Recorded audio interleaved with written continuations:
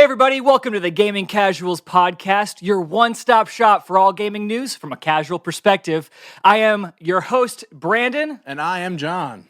And we have a lot to talk about, so let's jump right in. Brandon, we've got a ton of great news coming in. First, though, we've got some PS5 announcements to talk about today. That was the big steal the show spotlight moment from last couple of weeks. We've got a PS5 announcement and some great games. So let me talk about some of these games. Yes. So I will say from just me watching this PS5 announcement, it was about a little over an hour of announcements. Mainly, it was about all the games that are coming to PS5, either when it releases or after it releases. And I must say, not a lot rang true to me, but here are some of the highlights. We got a new Ratchet & Clank. We did. And we got a new Horizon Zero Dawn Forbidden West coming in 2021. We've got a Pragmata. Capcom is developing that. It's about some weird person in a dark place. And then we've got Spider-Man Miles Morales Edition, Holiday 2020, and some weird indies like Little Devil Inside and Kena Bridge of Spirits. Brandon, what are your thoughts on the PS5 announcement as a whole? We finally got some information to talk about, which is awesome. I felt like the show was fine. I feel like it wasn't something that really showed us exactly why you need a PS5, because a lot of these games, they were great and they were really pretty and there's a lot of stuff going on some of these, but it didn't feel super next gen in my opinion. But that's, I reserve judgment until we actually see these in play, because I don't want to say, oh, that wasn't great, it wasn't next gen, and we get blown away. This is obviously still early on, so but it was fine. I think that it wasn't anything crazy, but it wasn't bad. I mean, I enjoyed watching the whole thing. Right, I did say one of the big things I noticed, one from the PS5 announcement, obviously a lot more games than actual console details. We didn't really see a lot of exclusives announced, never mind actual launch titles. And we'll talk about that more as we go down the strategy route. But first off, just so you guys know, as far as exclusives go, we are going to have a Demon Souls remastered. That is kind of like the precursor to Dark Souls. Not a part of the actual universe as far as I'm aware. But Demon Souls... maker? Yeah, same maker. Demon Souls came out for like, gosh, was it PS2 or PS1? And it's by far one of the worst experiences of that franchise, but it's become legendary because of how hard it is. And then, of course, we have the new Spider-Man game, Miles Morales. You're really excited about that. I am excited, yeah. Why are you excited about Miles Morales? Well, my family, my boys really loved the End of the Spider-Verse. That's actually their first. It is an incredible movie. I've never watched it before. Which is funny because I grew up Peter Parker with Spider-Man. For my kids, like Miles is Spider-Man to them, and because that's their first interaction with that. Peter Parker, or as my middle child calls him, Peter B. Parker, because that's the Peter Parker in that movie. They love Miles, and I'm excited to see that and to get to play with them because they enjoy watching Dad play. I've had them swing around the city as Peter Parker, but when I told them, I said, guys, there's going to be a new game coming out and Miles is in it, they were freaking out. They were excited. So that is one that I guess we should have expected that was going to go that route, because they did introduce Miles in Spider-Man as a playable character, but as Miles, not as we know him in the comics. But it's exciting to see this route they're going, and they did say it's not Spider-Man 2, and it's not DLC for the original Spider-Man. Right, it's a standalone kind of game. Exactly. I think there was an interview where they were talking about how it compares to Uncharted, what was it, Lost Legacy or something. There was an Uncharted kind of spin-off game that they equated that to. So that's something that we can look forward to, but it is not the official Spider-Man 2 that is going to come, hopefully, at a later date. Which was interesting because it's like they just released this game 2 years ago. So it kind of caught me off guard when I first saw that because I was like, what? This is so soon. So it is going to be fun. You're playing as Miles, and you've got some of the abilities that he has from what it looks like in the trailer.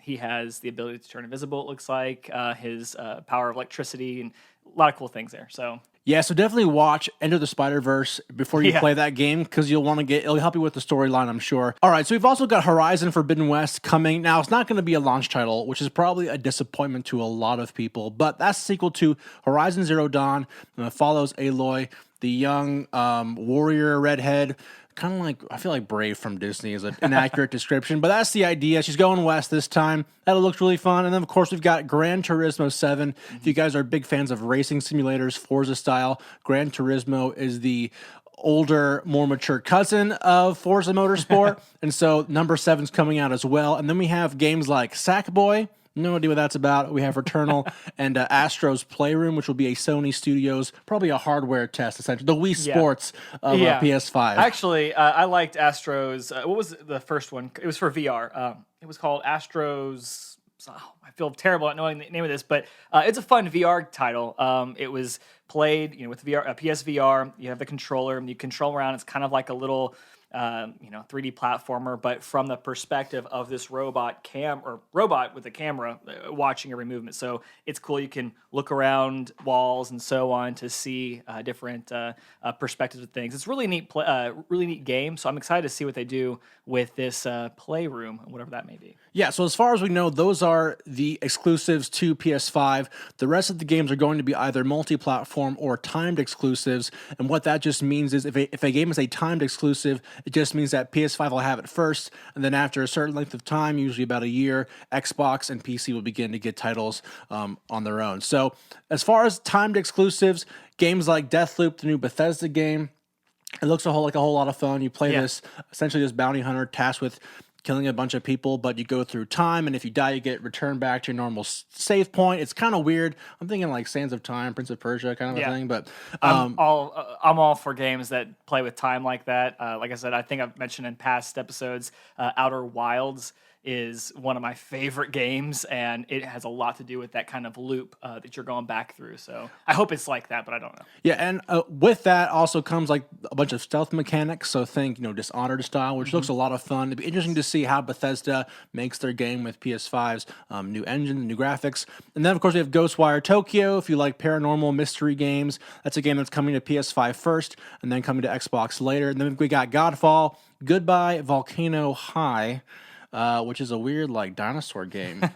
Some high school simulator dinosaur game. Oh, that's what it is. Okay, yeah. I was trying to think, what was that game again? Yeah. And then we have Jet the Far Shore, Kena, Bridge of Spirits, Little Devil Inside, which is a new indie title. Looks to be more of a Dark Souls style, but very well animated, drawn out characters. It looks really, really fun to me.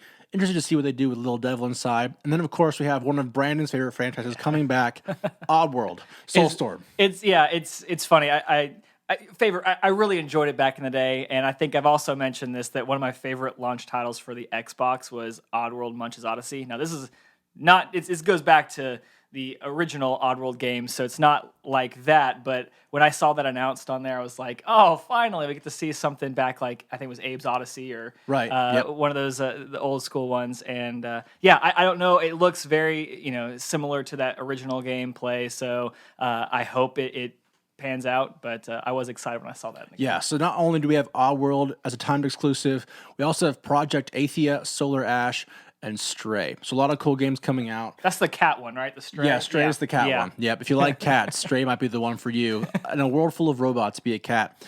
And of course, we have the multi-platform titles, and we have Grand Theft Auto 5 getting a re-release. Again. Much to the chagrin of everybody in the Grand Theft Auto world. Rockstar didn't want to give us a new Grand Theft Auto. They gave us Theft Auto 5.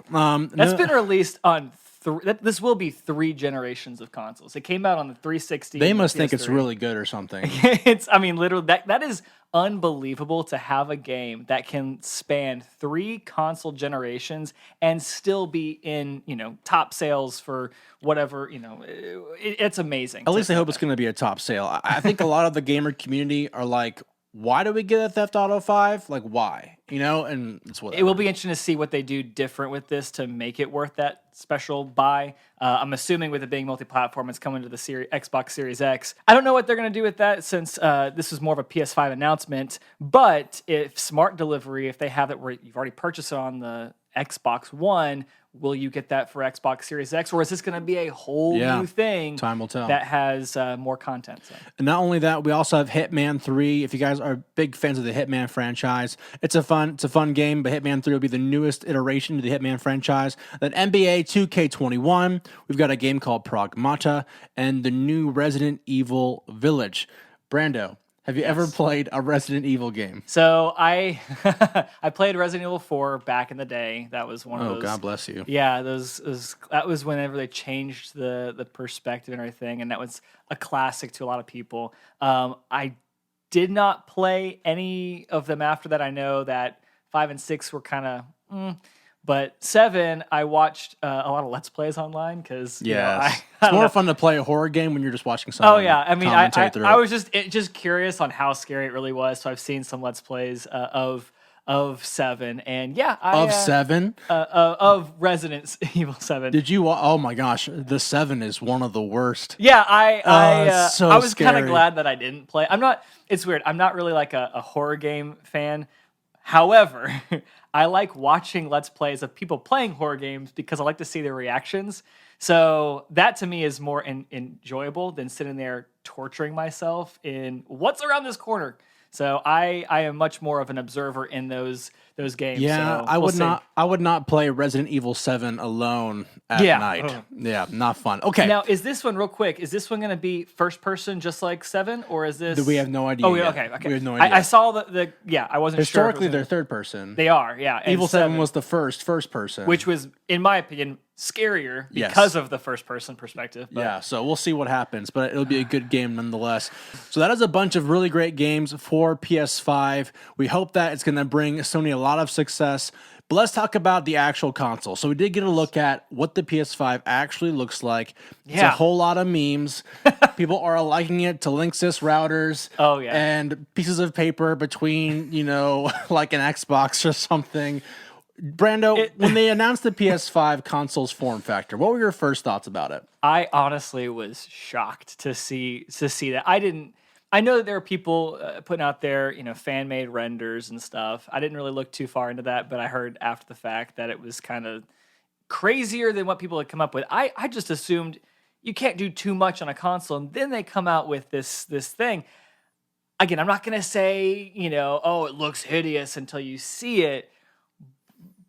It is an interesting choice, in my opinion. I mean, I know people are like, oh, well, the Xbox Series X looks like a fridge or just a big PC. And I'm like, yeah, but it looks like it would fit inside of an entertainment or an adult's a cabinet, an entertainment center, exactly, entertainment center. It could just sit there. This console's got the two white outside shelves. It reminds me of like Orthanc from Two Towers, or like Saruman's staff, or something. Yes, it reminds me of something from Lord of the Rings, honestly. You're right. There's so many memes about it, and the thing that is surprising about this console too is people have tried to determine how big this actually is. I know there's some things out there, some fake. We don't have an actual size or to height. scale, and some people put up there. I heard there were some debunked images about how big it actually is, but people have gone in and compared things that we know actual dimensions of, like the disk drive, the USB-C port, those kinds of things, and they've compared it to other consoles with those same features, or USB-C, USB-A as well, and it looks like this thing's going to be huge. I mean, compared to other consoles, it looks massive. They also use, if the actual renders they released, if that scale to the controller is accurate, it looks like it's going to be the biggest console we've ever seen. So even bigger than the PS3, and I know that was a huge console back in the day. Yes, absolutely. And of course, the original Xbox was a behemoth, as well as the original Xbox One. So, and as far as we know, it comes in two versions. It comes with one with a disc drive, and one without a disc drive. Which that was a shock to me. I know that the whole rumor, we talked about this in previous episodes about how are they going to price this thing? You've got the Xbox Series X, the PS5, and then the potential, or the rumored Xbox Series S. There was never, or at least I never heard any rumors about PS5 having a second console SKU. And so this, when I saw this, like, oh, that was really smart to do that in all digital edition, just like the good old Xbox One SAD edition, Xbox One S all digital edition. So I think it is smart that they're doing this, because I know a lot of people, myself included, don't do discs. I like digital purchases. So if you save a few bucks on that, great. That's awesome. So kudos to Sony for pulling that out there. So yeah, so it's going to be interesting too, because with this new all digital edition for Sony, how do you think they're going to price these things out? I know we talked about this in a previous episode, but now with this information, where do you think that stacks up? Do you still think that Xbox is going to come in under, or do you think they're now going to announce their Lockhart or their Series S? Yeah, I mean, I'd be interesting to see what kind of ploy Microsoft throws out after the announcement of 2 consoles. Obviously, we didn't get 2 different Xbox Series X's at the get-go, and that's going to factor in, because I think it's smart of PS5, smart of Sony to release 2 different versions of the PS5, especially for people who don't want to spend a bunch of money on an extra disc drive. Because I think Blu-ray disc drives, they'll run an extra $100 easy when you buy a console. So the fact that PS5's reaction to Microsoft was, let's give them 2 PS5s to choose from, I think it's going to send Microsoft in a headspin moment, like, are we going to be able to adapt pricing that's going to reflect competitively what they're offering here? And so it'll be interesting. I don't think it's going to change Xbox's price per se of what I've already predicted. I can't go back on what I've predicted already. But I will say, as a consumer who doesn't use discs all the time, but does enjoy, a disc every once in a while, I'm okay with buying a PS5 all digital if it means I'm saving myself $100. Yes, and I think that will get me to jump in earlier than if it was just the one console. Absolutely. Because now I feel like from what the rumors are out there, I feel like people are saying, yeah, with this, it really looks like the PS5 is going to be a $500, if not more, console, because it is going to be expensive. Now, I don't know if Sony's going to make the same mistake with the PS3 was, I think, $599 when it came out, and that was a huge mistake. I don't think they're going to go that route again, but there are rumors that it's going to be at least $500, if not more. Now, this console gets more people in the door, especially, and this is one thing to think about too, if it's the same internals as far as specs and you just lose the disk drive. If it's that's a huge benefit to people. I know with Microsoft, it's going to be interesting because their Series X is the quote-unquote most powerful console ever as far as specs, but the rumor about the Series S is it's a sub, it's to get that lower price, it is a console that is not going to be as powerful as the Series X. Unless they change their plan, again, these are all just rumors, it's going to be interesting how the 2 different companies compete on that. And I think it'll be really interesting to see what PS5 will do with the fact that you've got a console with no disk drive. We have no hints of any expandable kind of storage. These kinds of games take a lot of space. Xbox has already given us a whole lot of different ways to expand the storage of their console. What are they going to do if they're giving us a sad edition of the console? So, well, I'd hope there'd be a big hard drive in there. I think there might be rumors there might be plans for that, but they haven't talked much about it. It's the first time I saw the console, so they're definitely behind in their flow of information. But again, it's summer now, so hopefully now they've announced this, more information will start to come out, so that way we can actually see what obviously big things they did not reveal is release date, right, and of course the price, which I still think Microsoft is totally poised to undercut Sony's price. They're playing a game of chicken, and Microsoft does not want to lose on this battle. Right, and they don't want to undersell, and they don't honestly, they have the money to do that. They have the money to say, you know what, whatever they do, we'll go lower. I mean, that's I think totally fine. So price and release date we still don't know, but I'm sure maybe one day we'll find out. Yeah, exactly. All right, so as far as some gaming news we didn't hear from Sony or from Xbox, we've got actual direct representation from developers on this. We've got a brand new Destiny 2 expansion happening later this year in September. It's a pretty big deal. Bungie came out and announced this, I guess, a couple weeks ago now, but the future of Destiny is going to look a little different. And you know me, Brandon, I'm a big fan of Destiny. You were a big fan of D1, not so much in D2. I like D2. I just... Right, not a lot of time. I've sputtered out because... Whole lot of games, whole lot of kids. Exactly. That's how it goes. But just so you guys are aware, like, we are not getting a Destiny 3. It's just not going to happen. What Bungie has said is that the studio cannot keep up with the ever expanding amount of content, and they don't want to do the same as they did with D1, which was, we're going to give you guys all this investment in this D1 game, and then you start over from scratch when you play D2. So they said no Destiny ever, or just not for the foreseeable future? I mean, as far as I'm aware, Destiny 3 is not happening. Okay, like, for Destiny sure. 2 for the next few years. I guess so. So what we're going to see, though, is in order to give players incentive to keep playing, because they can't support all the amount of content they have right now, they're going to start phasing out that legacy content and shelving it in September when they release Beyond Light, which is the new expansion, the new season. And that will officially begin a new storyline that will pave the way for Destiny 2, The Witch Queen in 2021, and Destiny 2 Lightfall in 2022. Those are both working titles. But in September, here's what we are going to see. We are going to see the shelving of some legacy content. Bungie's already been upfront and open about what they're shelving. We are going to get a light cap for legacy weapons, so you can still use the weapons you have season 1 through seasons whatever up and until a certain point, and then to make way for new expansionable content, they're going to be light capped. So you can still use it for mobs and for day-to-day play, but if you're going to be more competitive in raids or more competitive in, more PvP activities, they're going to end up capping that to give you guys new weapons to play with. And then what we're going to see in September, which is a pretty big sell for a lot of people, is we're going to see a lot of D1 content. So it's essentially a Destiny 2 +1. We're not getting the entirety of D1, obviously, but we are going to see the original Cosmodrome. We're going back to the original Cosmodrome. We'll get a couple of strikes we had in D1, and the big sell is going to be Vault of Glass is coming back. We are getting a Legacy Raid remade for D2, and it's going to be a lot of fun. Is it going to be same encounters and everything, or is it going to be completely remade?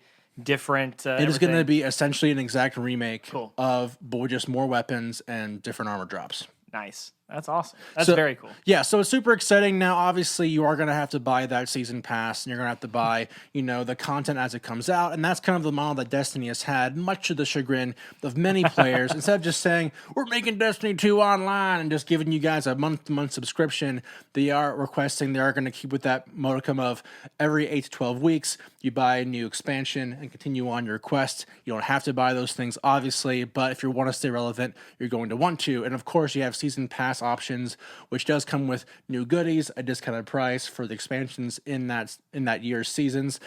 So we're going to see what happens, but it looks like a pretty positive note for Destiny 2. However, it'd be interesting to see because we Destiny didn't have... Destiny 3, you mean? No, Destiny 2. No, Destiny 3. Oh, gotcha. I thought you said a no for Destiny 2. I was like, well, this is a lot of good stuff. I'm excited. No, what we are going to see is it'd be interesting to see what Destiny 2 does because the last few seasons have been lackluster, a lot of discontent in the community, and hopefully this will give Bungie a fresh look at how the franchise should be run. As you know, last year they split from Activision and releasing the Forsaken expansion, which people loved, but since then it's been like, like it's kind of been tough to tell whether it's worth it or not. So I have a question that may not be able to be answered right now because we don't have all the information, but currently in this past year, you had seasons where every few months or so was a new season, and they came out with, I can't even remember what it was called back then. It was either a season pass or an annual pass or whatever it was for this current year. I purchased that season pass, and I remember that it gave you, I think it was 4 of those seasons. Right. If you hadn't played any of those the new seasons at all in the entirety, I heard somewhere if you bought it but didn't start the first season, you would actually get... that would carry over to the next season as far as that content you unlocked. Are these new things, the things you talked about Beyond Light, are those actual expansions? Are they seasons?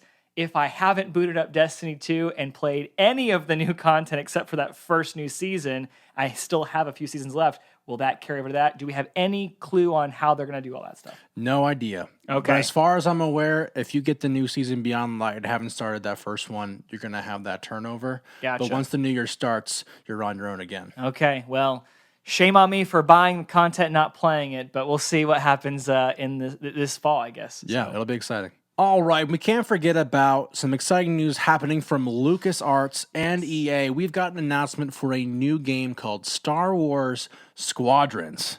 And we got a lot of great news from the EA press release today. But we're getting the game on October the 2nd. That's awesome. Of this year. That's like a few months away, I feel like. Yeah, exactly. And it's developed by Motive Studios, which is EA Montreal, effectively, and they made Battlefront 2.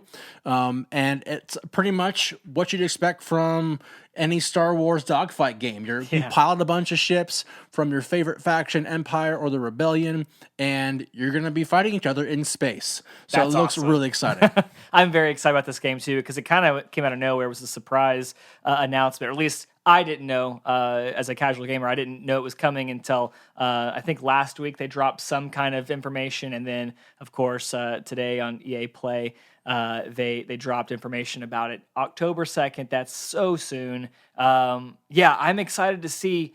This whole thing is pretty much just dogfights. I mean, there was other modes and stuff too, but it's just you're in your fighter and it's all in space, which is awesome. Yeah, and if you guys have not seen the trailer for the actual game, check it out. It's a whole lot of fun. This game could be a life-changing title for EA because we've had a lot of Star Wars games that have just been totally bad, like just not a whole lot of fun. So it'd be exciting to see what they do with this. I was a big Star Wars Starfighter fan. Love that game. And what was the one for GameCube we played? Rogue Squadron? No. It was Rogue Squadron. Was it Rogue Squadron? It was Rogue Squadron for GameCube. I'm a big fan of those kinds of dogfight games, being in the Star Wars world in space. Yeah. Now, we are going to be seeing... Strictly, it's going to be post Return of the Jedi content. So you're going to see standard TIE fighters, X-Wings, that whole thing. You're not going to go back in time to episodes 1 and 2, for example. So sorry, all you Naboo fighters out there. You're not going to get that. But we are excited. There is going to be a little bit, quote unquote, of a single player story that does take place after Return of the Jedi. That will be canonical. And then we're going to have, this game is going to be cross-play compatible with everything, and it's going to be VR compatible. So if you have friends on Sony consoles, friends on Xbox consoles, even on PC consoles, you're going to be able to play with them across the internet. I'm actually very excited about this too, because I usually buy third-party games on Xbox. It's just where a lot of my friends are. I love achievements over to the trophy system. I just enjoy that ecosystem. However, I do enjoy the PSVR. I know it can be gimmicky at times, but there are some fun things that I've played there. This, if it's cross-play and I can still play with my Xbox friends, but get to enjoy the ability to look around the cockpit and see in VR, if that really is as immersive as it sounds like it could be, this may be a PS, I guess, a PlayStation, I don't know if it's PS5 or 4 or whatever it's going to be, but PlayStation pickup for me, just because, yeah, that VR compatibility, they said from the whole game VR compatible, so... That's pretty cool. What I am excited probably the most about this game is how expansive it is. We had a little bit of a preview into what the gameplay would look like. There's going to be a whole ton of different ships you can take with all kinds of customizable parts and abilities. I think they said over 50 or so customizable individual parts for each ship. It's going to be pretty expansive, and you're going to be able to play different kinds of roles. You had a simple dogfighter role, all around good. You had more of a chaser kind of a role, and you had support roles and like strictly offensive roles like bombers and stuff. So it'll all be up to your team to develop a good strategy to face other players in these 5-on-5 excursions, with of course the big fleet battle being the flagship mode that's going to happen across the console world. So as far as Nintendo news, we do have some really cool announcements. Obviously, we had the new Pokemon, the new DLC release by Game Freak. Really cool. You guys should check it out. We talked about it in a previous episode. But we've got new news coming from Nintendo. We've got a brand new Pokemon Snap game.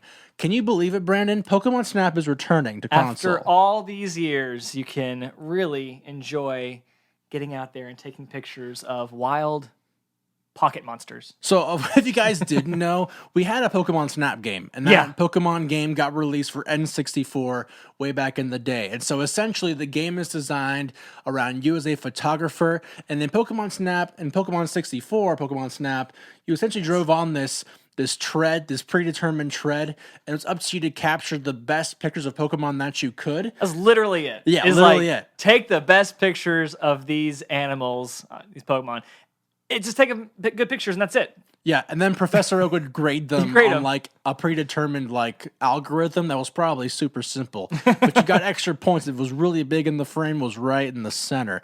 Yeah. So what we do know about this game is that it is being developed by Bandai Namco. That is not Game Freak. Game Freak developed the actual Pokemon Sword and Shield. Bandai Namco made games like Divinity 2, every Dragon Ball game essentially, and then, of course, Dark Souls Remastered. And people are already up in arms about how good the graphics look in this preview when Bandai Namco developed it versus Game Freak's rendition of Pokemon Sword and Shield. Who did the original Pokemon Snap? Was it Game Freak or was it somebody else? Oh, I don't remember. It's been too long. I mean, it was a fun game. I'm joking around. It was a fun game. It's very simple, but of course, we were young back then too, so that is something that you didn't have to do much to entertain, kids that enjoyed that world.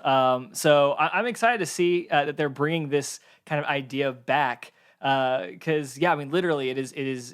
I'm assuming it's going to be very similar to it. Is it a remake or a brand new? It is a brand new game. Okay. But here's the thing: we don't have a ton of details. No details. It was like a short trailer. Right. We literally have nothing outside of new Pokemon Snap is happening. It's like out of nowhere. It's like, oh, hey, that hasn't been around for like decades. Right. It'll be interesting to see what Nintendo does with it, because I think a lot of actual like nostalgic players were really hoping for an exact kind of remaster of the original Pokemon Snap. Not that Pokemon Snap would have like any merit nowadays. The game was so slow, but it was so nostalgic for so many people. There weren't a ton of Pokemon games that came out for N64, and Pokemon Snap was the first one we had before actual Pokemon Stadium and Stadium 2, which pretty much changed the way Pokemon games were played on console. But it'll be really cool to see. I mean, I don't know if I'd pick it up day one, but I can imagine it being in this $40 price range, but you know what? Nintendo never wants to give you a discounted price on games. So we'll expect to pay $60 on this sucker, but hopefully it might be cheap like some other games we've seen releasing this year. All right, so before we end our podcast today, guys, let's talk about what we're playing. Brando! Yes. What are you playing right now? So, haven't had too much time this past couple weeks, but I'm still playing Final Fantasy VII Remake. It is still awesome. I really enjoy jumping in that. I feel like I'm really taking it all in. I told myself I wasn't going to jump into the side quest, just go straight to the main story. Obviously, I've not gotten that much farther because I'm stuck on these side quests. But it's fun. I love it. It's a great game. I know why you like it now. Yeah, so Final Fantasy VII Remake is totally worth every amount of minutes.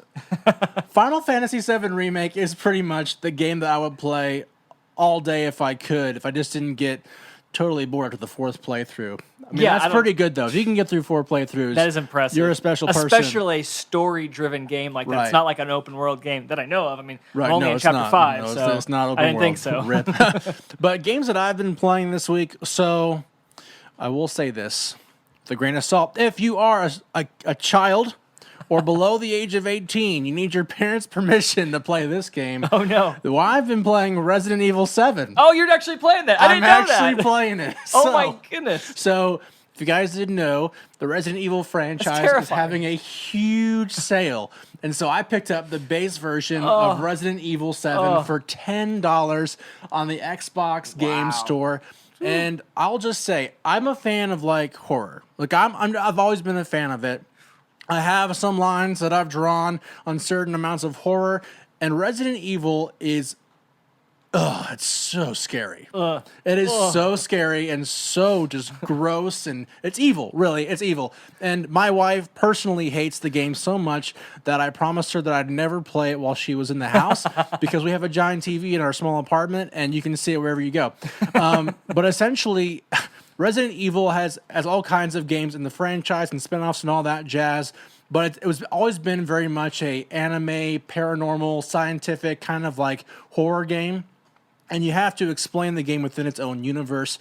And so it's not a whole lot of like dark magic and stuff like that, but it is a whole lot of, can you explain it with science and all that stuff? But Resident Evil 7 is a different take on that. Because in Resident Evil 7, you're tasked with finding your wife who has been missing for some time, and you think she's dead, and for 3 years you think she's dead, and all of a sudden you get an email from her saying this address in Louisiana, in the bayou, And whenever anything starts off in the bayou, you know it's going to be really, really freaky and scary. But you find out very quickly that things turn sour. You meet a cannibal family. It gets pretty bad. It gets pretty scary. And mature audiences only. Yeah, and not a whole lot of hope in it. But the game does keep you playing, albeit the scariness. And I think what Resident Evil does really well is that some horror games have the idea of like you have to figure out how to get to your next spot while you're being chased around by an enemy.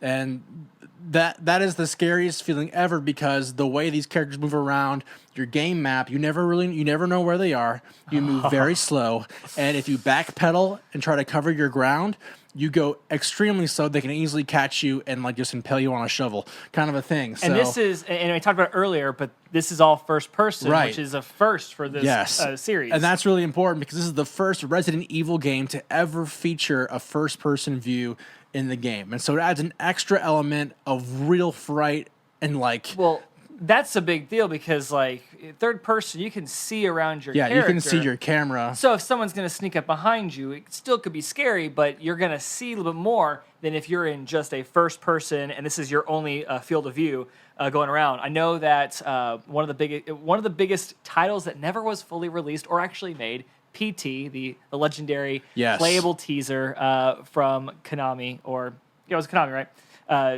Or Hideo Kojima. Whatever. Anyway, that was just a teaser. It was supposed to be the Silent Hills game that never came out, but that was all first person. And you're in this one hallway, and that's it. That was terrifying. It was just knowing that something weird is going on, and you can only see what's in front of you. That, I think, Resident Evil 7 kind of was around the same time that first was announced, and it was doing that same kind of first-person view. That, I think, again, I've never played the game. I have only seen... Probably for your benefit, honestly. I've only seen Let's Plays of people playing, just because I enjoy the reactions of people getting scared. It's quite funny out there. I'd love to see your reactions, too, because I'm sure it's terrifying. But it is extremely terrifying. And I will say, I only got the game because it got a 9.1 out of 10 on Steam. Yeah. And it was $10, so why not? So as far as the other side of the horror gaming aisle that I've been playing... I've also, it's just the worst ever. I've been asked to play Until Dawn by my brother and sister because they like these kind of games. But Until Dawn is the completely opposite spectrum of Resident Evil 7, where Resident Evil 7 is supremely dark, supremely terrifying. You never know where you're going. Until Dawn is like the cabin in the woods of horror games. And it is essentially all about horror tropes and all about these like...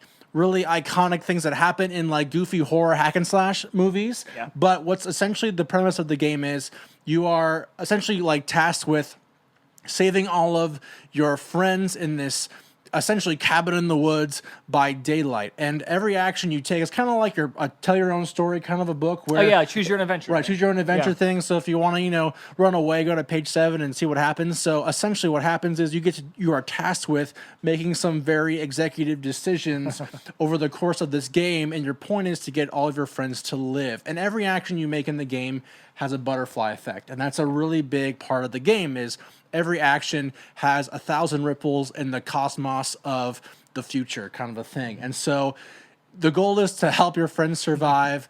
Most people don't do that their first playthrough, but it's an interesting game because all the characters are they're acted by actors you guys know. Hayden Panettiere and Rami Malek are both in the game, and so it's a very interesting likeness take. Too. Their likeness, their voice, everything. Yeah, everything, and it's a very special, lighthearted, horror tropic game. Lighthearted. But they're comparatively to Resident Evil 7, it'll probably still scare you to death, but it's nothing like Resident Evil 7. So I have never played this game either, but it is another one that I have watched on YouTube. I actually watched someone play, I think, through almost the entirety of it, just kind of jumping around, because there was some Let's Play that all the different chapters. And so I got...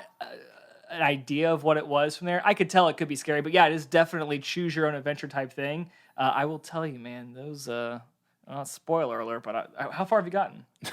You beat it? No. Oh, there's some things at the end that are quite scary. I will say as a pure disclaimer, it was so much like a high school simulator. I got so tired of it and I put the game down. I will say, I'm just like, I'm done. When I did start watching, I don't know if it was by accident or by choice, but I think I picked it up kind of maybe a third of the way into the game. I think I went back after I watched, most of the series that this person had, just to check and see what I missed. But I could see what you're saying. It's very, it's not. It gets scary later on. It gets scary. I'm sure it does. But here's the thing: I would recommend if you're going to play Until Dawn, you can't stand the High School Simulator, Degrassi, like whatever it's got going on for it. I'd recommend just getting a bunch of friends, and you guys can be placeholders for each of the friends in the game. And then whenever you play as that character, pass to that friend. And if a person dies in the game, they have to leave your house for the rest of the night. You know what I mean? Just make it really exciting and fun. But there you go. Until Dawn, you don't play it. Resident Evil 7, do play it if you like horror games. Guys, thanks so much for watching and listening to today's podcast. If you liked it, please consider subscribing. Also, hit the notification bell to be notified when all of our videos come out into your mailbox directly. And if you guys are playing some really awesome games right now, we'd like to know. Let us know in the comments below what kind of games you guys are playing. And of course, guys, have a great day. We'll see you next time for our next episode. See ya.